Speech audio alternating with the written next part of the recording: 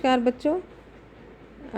आज के इस व्याख्यान में हम शीत युद्ध का तृतीय चरण करेंगे।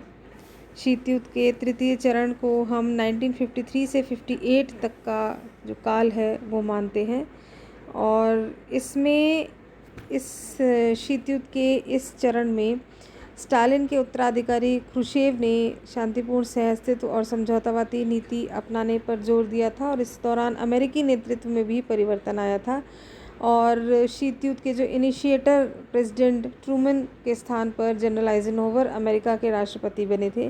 और सोवियत संघ सबसे पहली जो घटना अगर हम थर्ड स्टेज में करेंगे तो सबसे पहली घटना थी कि 1953 में सोवियत संघ ने आणविक परीक्षण किया था। इस आणविक परीक्षण से अमेरिका अलर्ट हो गया था, अलार्म्ड हो गया था और अमेरिका भी एक तरह से सशंकित हुआ था कि दोनों बराबर के शक्तिशाली राष्ट्र बन चुके हैं और अभी ये आवश्यकता है कि अगर थर्ड वर्ल्ड वॉर को रोकना है तो निशस्त्रीकरण की ओर कदम बढ़ाने होंगे। नेक्स्ट जो घटना थी वो हिंद चीन का प्रश्न है। हिंद चीन यानी कि Indo China countries, Cambodia, Laos और वियतनाम को हम इंडो चाइना कंट्रीज़ मानते हैं।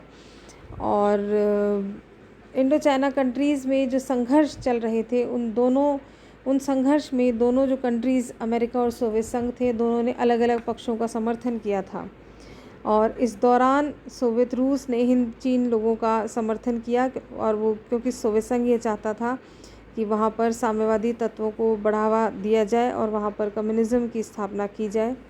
इस प्रकार हिंद चीन की समस्या शीत युद्ध का एक बहुत महत्वपूर्ण कारण बनी थी। नेक्स्ट जो सबसे इम्पॉर्टेंट घटना है थर्ड स्टेज में वो था सीटो का निर्माण, South East Asian Treaty Organisation. इसका पीडीएफ भी मैंने आपको पिछले व्याख्यान में पिछले दिनों शेयर किया था। सीटो का प्रमुख उद्देश्य था दक्षिण पूर्वी एशिया में कम्युनिस्ट चीन के साम्यवादी प्रसार को रोकना।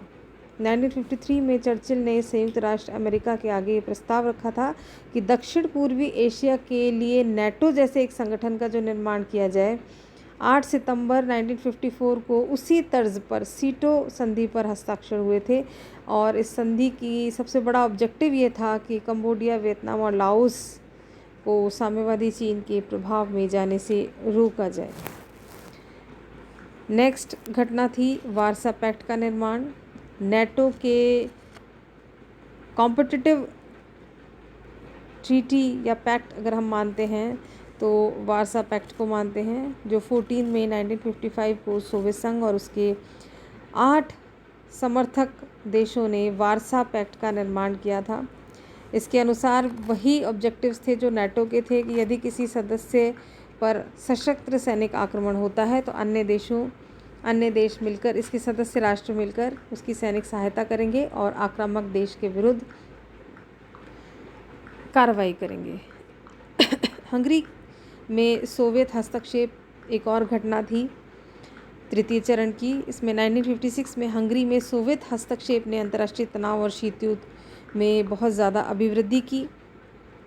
पश्चिमी देशों ने सोवियत संघ की इस कार्रवाई की कटु निंदा भी की थी। नेक्स्ट इम्पॉर्टेंट जो घटनाक्रम था वो था आइजनहोवर सिद्धांत या आइजनहोवर डॉक्ट्रिन। इसका पीडीएफ भी मैंने आपको शेयर किया है और इसका डिटेलिंग आप इन पीडीएफ्स में पढ़ते रहिए। जून 1957 में आइजनहोवर सिद्धांत की घोषणा की गई। यह अमेरिकी विदेश नीति की एक उग्रता का प्रतीक था।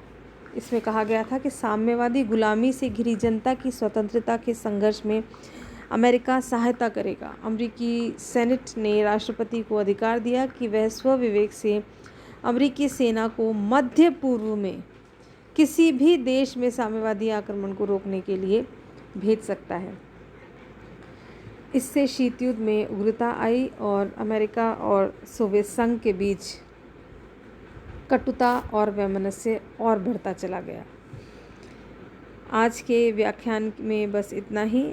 अगले व्याख्यान में हम इसका चतुर्थ चरण करेंगे और चतुर्थ चरण यहाँ तक अगर आप देखते हैं तो शीत युद्ध में उग्रता धीरे धीरे बढ़ती जा रही है, उग्रता आती जा रही है। अब जो फोर्थ स्टेज हम शीत युद्ध का करेंगे उसमें हम ये देखेंगे कि धीरे धीरे शीत युद्ध में गिरावट अपने एक्सट्रीम पर शीत युद्ध पहुँचकर उसमें धीरे धीरे गिरावट आ रही है और पीसफुल को एग्जिस्टेंस, शांतिपूर्ण सह अस्तित्व की नीतियों को अपनाया जा रहा है। तो बच्चों, अगले व्याख्यान में हम इसके चतुर्थ चरण पर डिटेल में चर्चा करेंगे। धन्यवाद।